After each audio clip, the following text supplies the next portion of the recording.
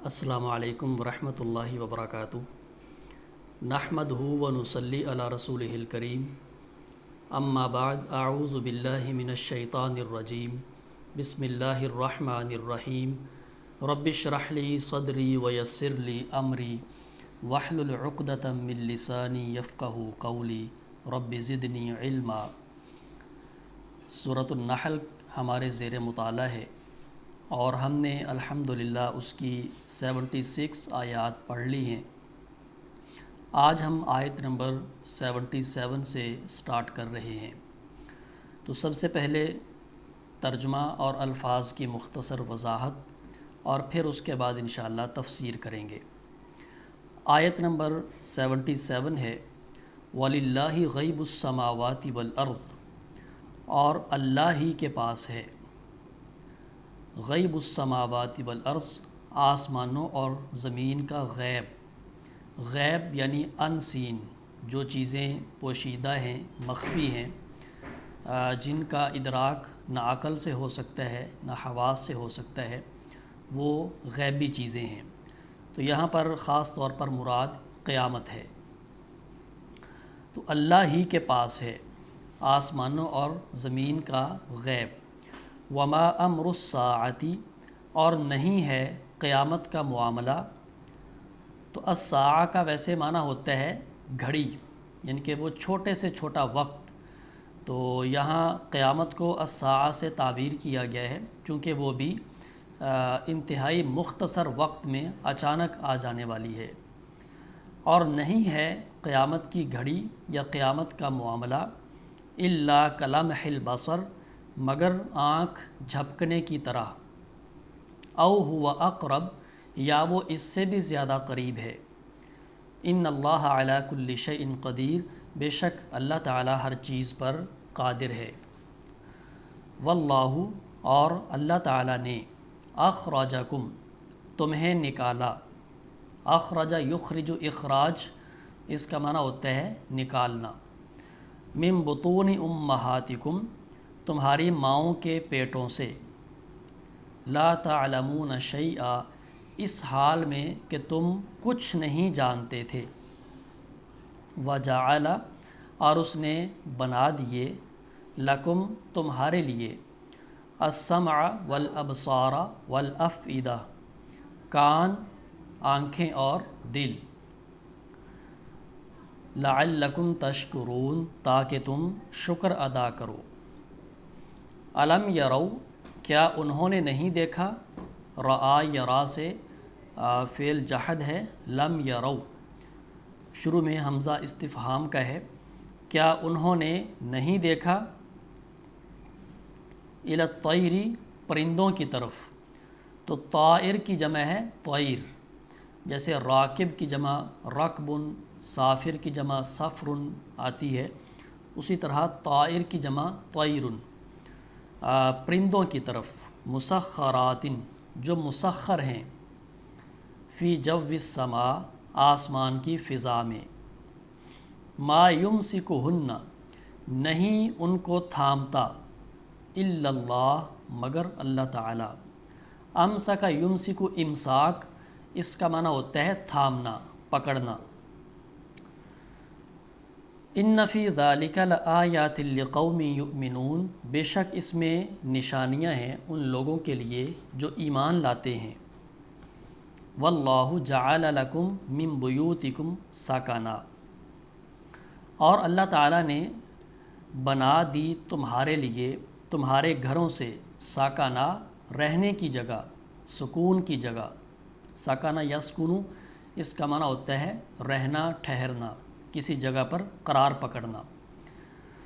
وَجَعَلَ لَكُمْ، اور اس نے بنا دی یا بنائے تمہارے لیے، من جلود الانعام، چوپاؤں کی کھالوں سے۔ جلد کی جمع ہے جلود، یعنی کہ کھال، انعام چوپائے۔ اور اس نے بنائے تمہارے لیے جانوروں کی کھالوں سے بیوتن، گھر۔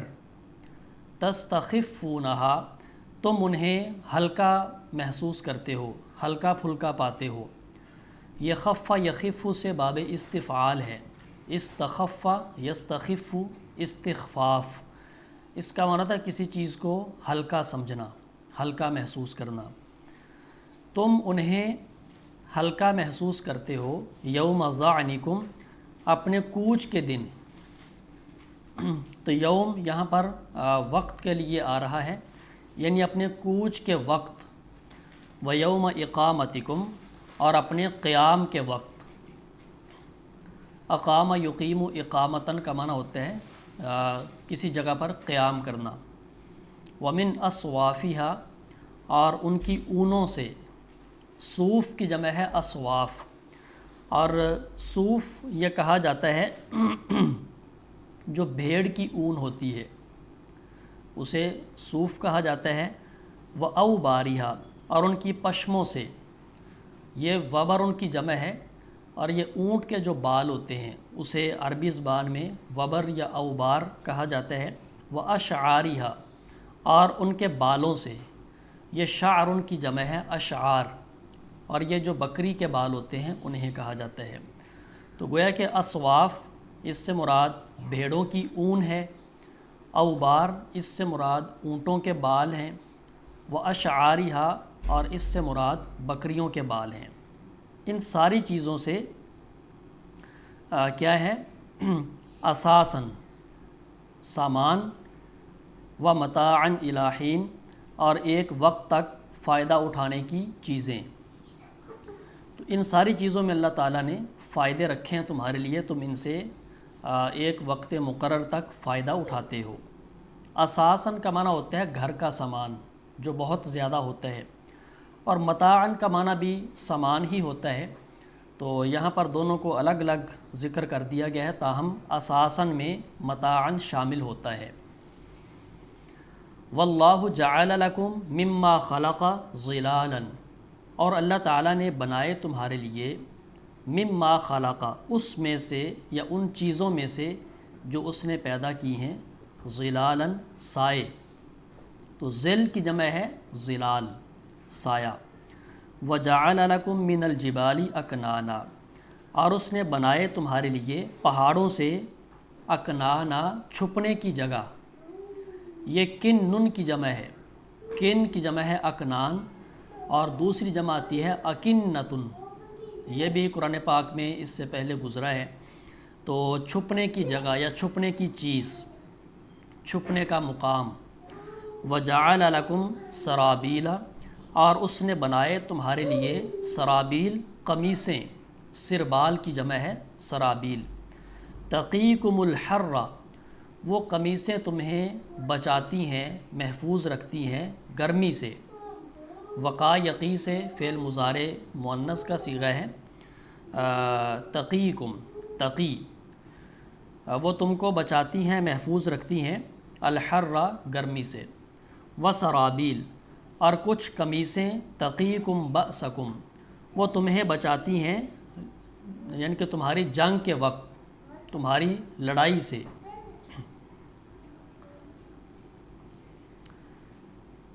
کذالک یتم نعمتہ علیکم، اسی طرح وہ مکمل کرتا ہے اپنی نعمت تم پر، لعلکم تسلمون، تاکہ تم فرما بردار بن جاؤ۔ اسلم یسلم اسلام، اس کا معنی ہوتا ہے فرما بردار بن جانا۔ فَإِن تَوَلَّوْا، پس اگر وہ پھر جائیں، فَإِنَّمَا عَلَيْكَ الْبَلَاغُ الْمُبِينُ، تو بے شک آپ کے ذمے صاف صاف پہنچا دینا ہے۔ یعرفون نعمت اللہ، وہ اللہ کی نعمت کو پہچانتے ہیں۔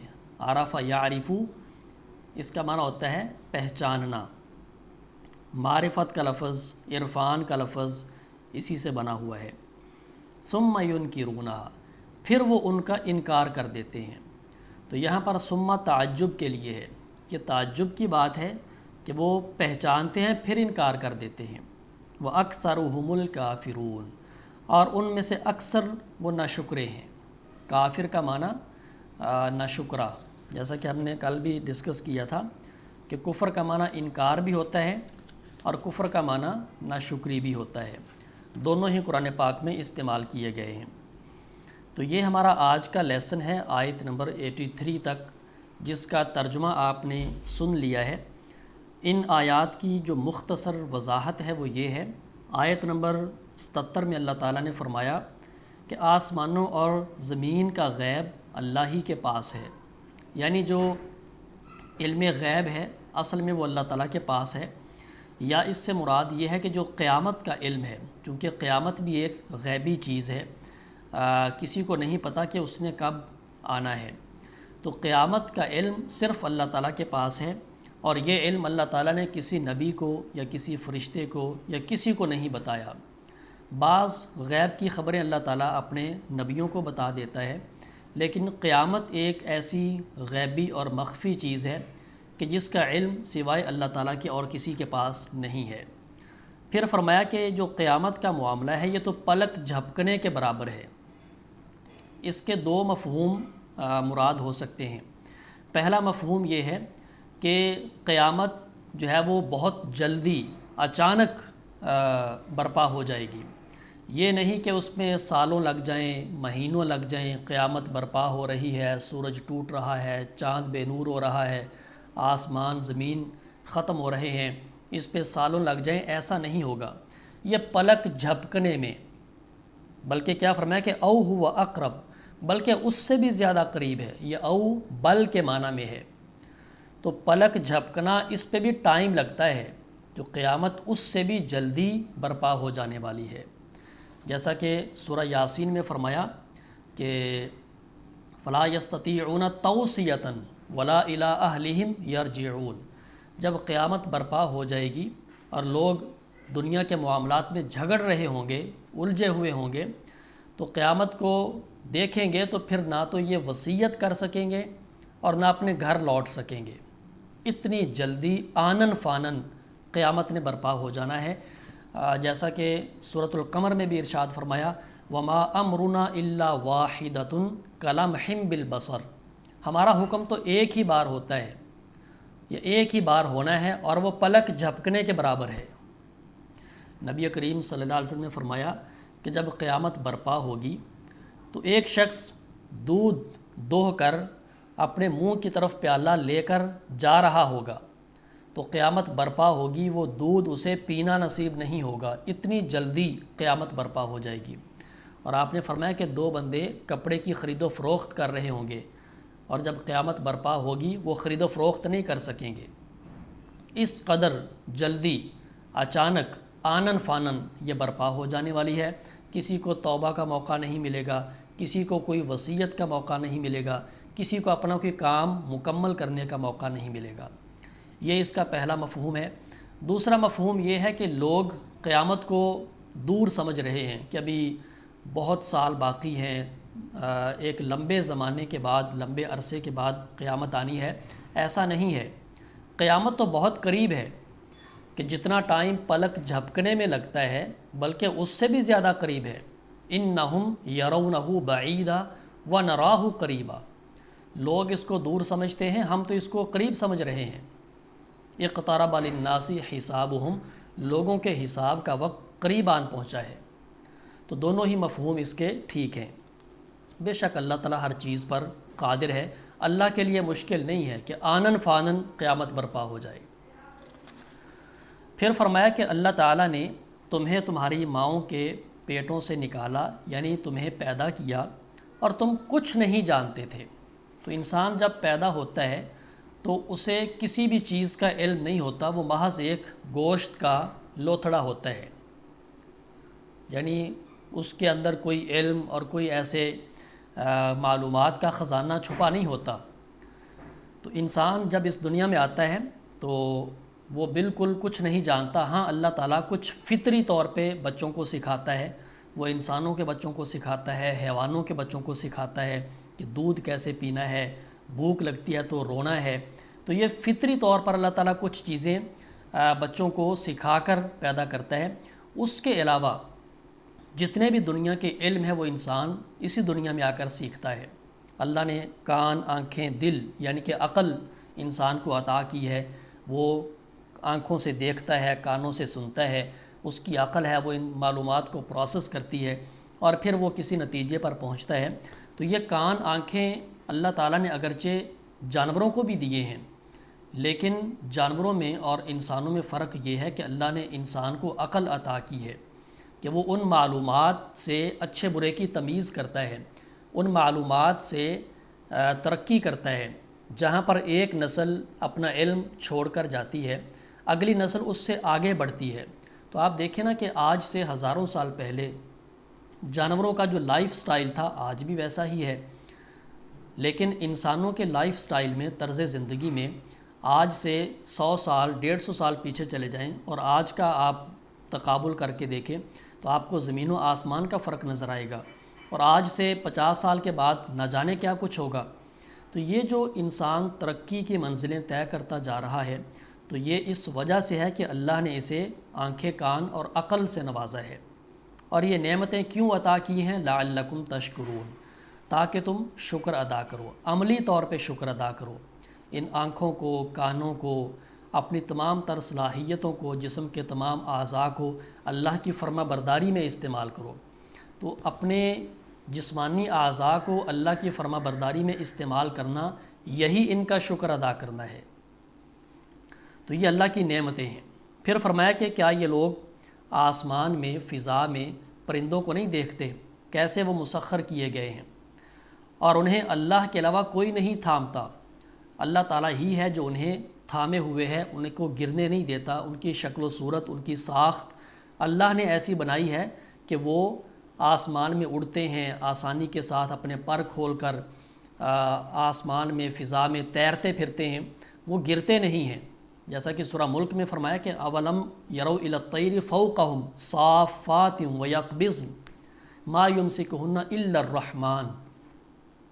یہاں پہ ما یمسکہن الا اللہ، اللہ کے علاوہ کوئی نہیں ہے جو ان کو تھامے ہوئے ہے۔ تو اس میں بھی نشانیاں ہیں، ذرا غور و فکر کریں، تدبر کریں، اپنی عقل کو استعمال کریں، آنکھیں کھول کر دیکھیں، تو آپ کو پتہ چلے گا کہ یہ سارے انعامات اور احسانات اللہ تعالیٰ کے ہیں۔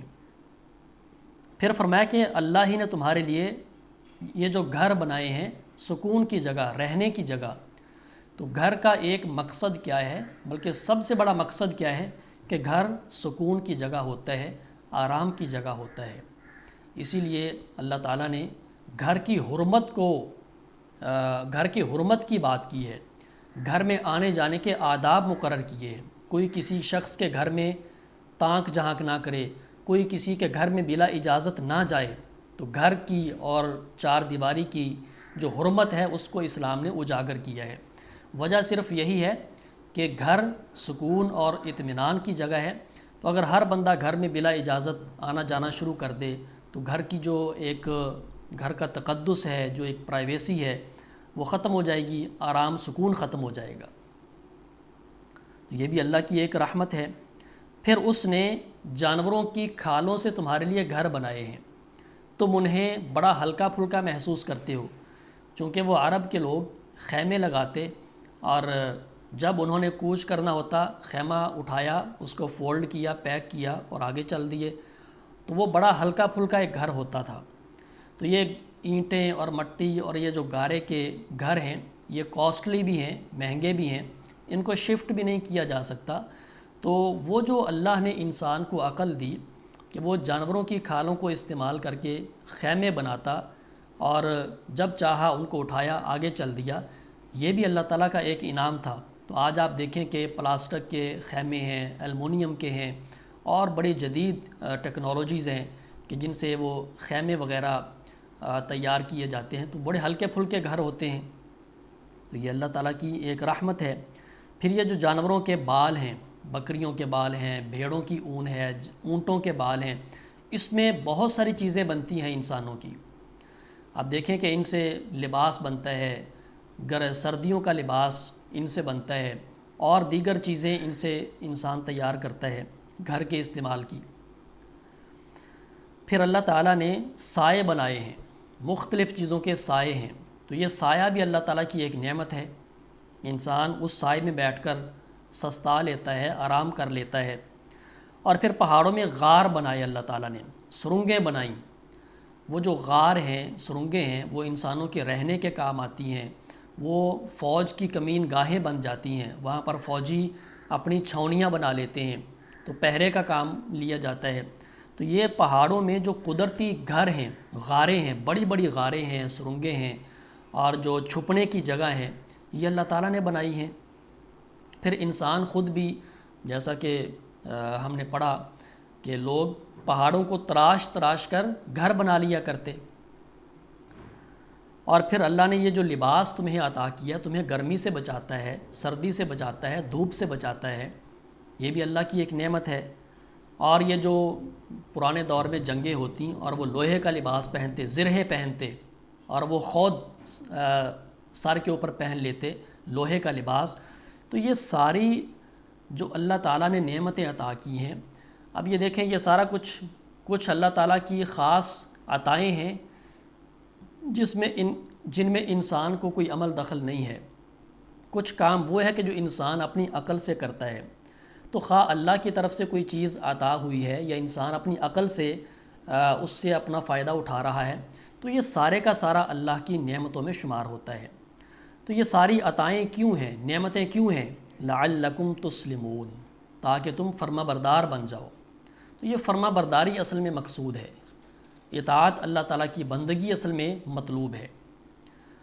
تو فرمایا کہ اگر یہ لوگ منہ پھیر لیں تو آپ کے ذمے تو پیغام پہنچا دینا ہے، اگر یہ نہیں مانتے تو اس میں آپ کی کوئی ذمہ داری نہیں ہے، آپ سے نہیں پوچھا جائے گا کہ یہ فلاں شخص ایمان کیوں نہیں لایا۔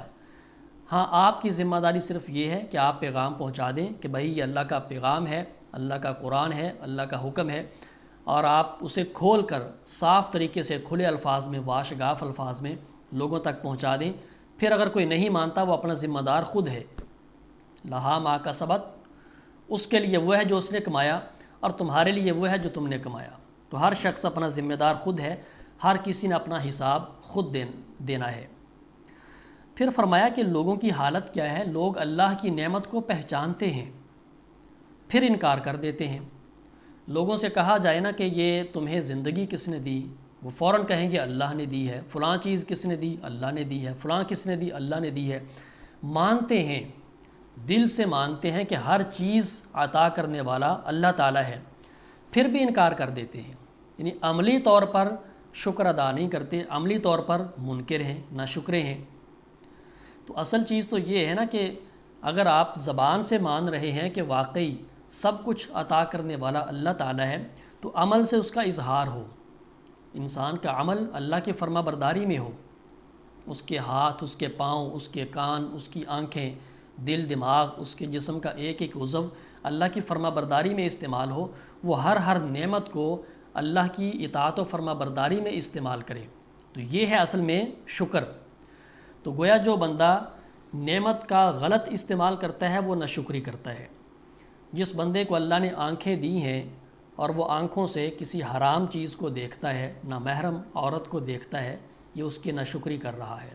کان دیے ہیں، کانوں سے وہ گانے سنتا ہے، غلط لغو قسم کی باتیں سنتا ہے، یا ناشکری کر رہا ہے۔ دماغ دیا ہے، اللہ تبارک و تعالیٰ کی یاد اس میں نہیں ہے، دل و دماغ اللہ تعالیٰ کی یاد سے خالی ہے، دنیا جہان کے فضول اور گھٹیا قسم کے خیالات اس کے اندر پنپ رہے ہیں، یہ ناشکری کر رہا ہے۔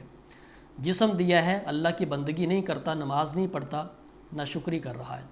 تو اللہ تعالیٰ نے مال دیا ہے، مال کو اللہ کے راستے میں خرچ نہیں کرتا بلکہ حرام کاموں میں خرچ کرتا ہے، زکوٰۃ ادا نہیں کرتا، ناشکری کر رہا ہے۔ تو جتنی بھی نعمتیں ہیں، ایک ایک نعمت کا آپ تجزیہ کر سکتے ہیں، ایک ایک نعمت کے بارے میں آپ یہ بات سوچ سکتے ہیں، دیکھ سکتے ہیں کہ آیا میں اللہ کی ناشکری کر رہا ہوں یا شکر کر رہا ہوں۔ تو پیمانہ کیا ہے کہ اگر تو وہ نعمت اللہ کی اطاعت و فرما برداری میں استعمال ہو رہی ہے، اس نعمت سے آپ اللہ کے قریب جا رہے ہیں، تو یہ شکر گزاری ہے، اور اگر اس نعمت کو اللہ کی نافرمانی میں استعمال کر رہے ہیں تو یہ ناشکری ہے۔ اس لیے فرمایا کہ وَأَكْثَرُهُمُ الْكَافِرُونَ، اکثر لوگ ناشکرے ہی ہیں، مانتے ہیں لیکن ناشکری کرتے ہیں۔ تو یہ اللہ تعالیٰ نے مختلف اپنی نعمتوں کا ذکر فرمایا، اور نعمتوں کا ذکر فرما کر ہمیں جھنجھوڑا ہے، توجہ دلائی ہے کہ تمہیں سب کچھ عطا کرنے والا میں ہوں، لہٰذا میری بندگی کرو، میری عبادت کرو اور میرا شکر بجا لاؤ۔ تو یہ شکر ہی ہے جو ان نعمتوں کو زندگی عطا کرتا ہے، ان نعمتوں کو دوام عطا کرتا ہے۔ شکر ہی ہے کہ جس سے نعمتیں بڑھتی ہیں، لئن شکرتم لازیدنکم، شکر کرو گے نعمت بڑھے گی، اور اگر ناشکری کرو گے تو آہستہ آہستہ اس نعمت پر زوال آ جاتا ہے، وہ ختم ہو جاتی ہے۔ تو نبی کریم صلی اللہ علیہ وسلم اللہ تعالیٰ سے یہ دعا بھی کیا کرتے تھے کہ یا اللہ مجھے جو نعمت عطا کی ہے اس کے زوال سے میں تیری پناہ میں آتا ہوں، اللہم انی اعوذ بک من زوال نعمتک وتحول عافیتک وفجاءۃ نقمتک وجمیع سخطک۔ یہ اللہ کے رسول کی دعا ہے۔ تو یہ ہمارا آج کا لیسن ہے۔ تو اللہ تبارک و تعالیٰ سے دعا ہے کہ وہ ہمیں غور و فکر کرنے کی، تدبر کرنے کی توفیق دے کہ ہم ان مختلف قسم کی جو اللہ کی نعمتیں ہیں، اللہ کی قدرت کی نشانیاں ہیں، ان میں غور و فکر کر کے اللہ تعالیٰ کو پہچانیں، اللہ تعالیٰ کی بندگی کریں۔ بارک اللہ لی ولکم ونفعنا بالذکر والقرآن الحکیم۔ سبحانک اللہم وبحمدک اشہد ان لا الہ الا انت استغفرک واتوب الیک۔ والسلام علیکم ورحمۃ اللہ وبرکاتہ۔